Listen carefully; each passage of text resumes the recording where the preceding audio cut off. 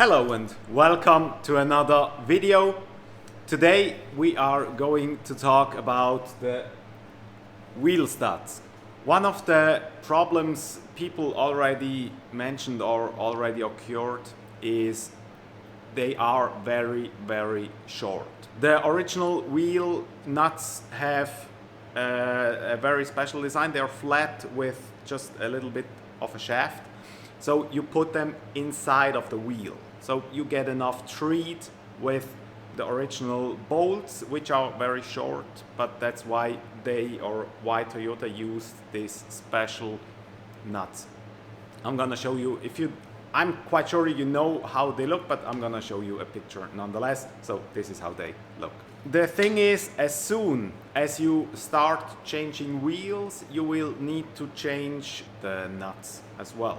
And most tuner wheels use this with an angle. So that could be a problem.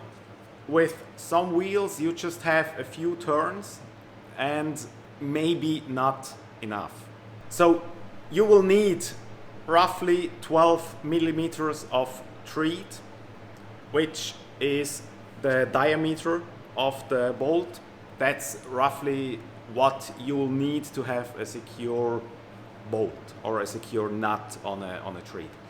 So 12 millimeters are with a 1.5 incline is 8. So you need 8 full turns of your nut that it just is secured properly. With these very short bolts, I'm not quite sure you get enough tread left. So especially if you run different wheels or some spacers, you're just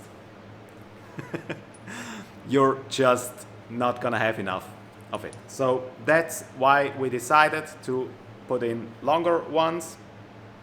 And just as a comparison, you can see they are a lot longer. So let's just measure how long the tread is. Of stock is roughly 30 millimeters, and the ones we used has 45.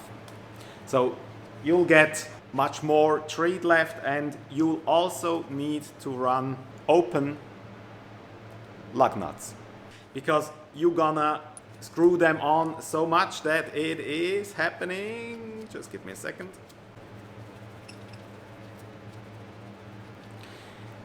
That maybe this can happen. So you need most likely open lug nuts because the closed ones, maybe if they're long enough, it can work, but maybe you will need to have open ones as soon as you change to longer wheel studs. So if you're running spacers, even on the stock wheels, if you're running spacers or want to have different wheels, it may be necessary to change to this one. They are from Eibach. I'm gonna show you this, or I think you can see it quite well. That's the part number of the ones we are used. They aren't perfect. I'm gonna show you a picture of, we have the APRs. I bought the APRs. I bought this one from Eibach, and in comparison the stock ones, they are not perfect. Especially when you look at the, I don't know how you explain that, the knurl, I don't know. This one right here, as you can see, they are not exactly the same. But they do work. The APRs are even longer than these. I don't know if you really need them. I don't know if they fit as well as these did. You can just try them out, and you can see the picture how this part here looks, so you can decide for yourself which ones you want to use. Now, how to change these? There are two options. Option number one is maybe a little redneck, but it does work as well. And the other one is the more sophisticated one. It's just the better option. But if you don't have a hydraulic press in your shop, you can use the other one. If you have a hydraulic press, I would suggest using this one. So the redneck version is you just take this, put a nut on it and just hammer it out. That works. It works pretty well, actually. I tried that with just one because the brake shield behind is a little bit in the way of getting them out and getting them in. So you can just get them out in one position. It works. I tried how easy it is to remove it, and I tried this method to take one out, and it does work. So you can just do it like that, at least at the front. At the rear, there's a totally different story. We haven't changed the rears because there's also the handbrake involved, so it's a little bit more complicated. So I just did the front because I had to experiment with a few different spacers so the wheels doesn't rub on the inside of the fender and not at the damper. That's why we used longer bolts, because I just had to change a few spacers just to check what works and what not. And the more sophisticated version, I'm gonna show you how to get out the wheel hub. It's quite easy. It's a little bit of work, but it's quite easy. First of all, obviously you have to remove the wheel, and I also suggest removing the brakes and just hang them somewhere in there. And then you have to loosen the drive shaft, which has this nut right here. You need a 30mm socket, which has this design, a normal 30mm one with just this design. It does not work. You need one of these because they do fit perfectly. So you need one of these to loosen this one. And as you can see, it has some secure notch up here, this one, which is just hammered in. So you need to put that out somehow with a tiny screwdriver or something else, just to bend it up a little bit. Then you can loosen this one.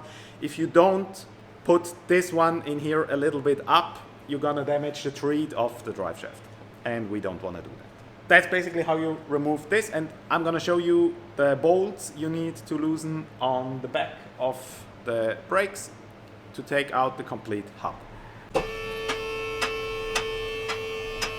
So, as you can see, it's quite easy. You have to remove the brakes. Then, to take out the wheel bearing, you need to remove these 3 bolts. As soon as you took out the drive shaft, it's much easier to get here. So just take everything out and make sure you don't damage your wheel speed sensor. But other than that, it's pretty straightforward. When you took these 3 out, the whole wheel bearing is gonna come off, and as you can see, the rear of the bolts.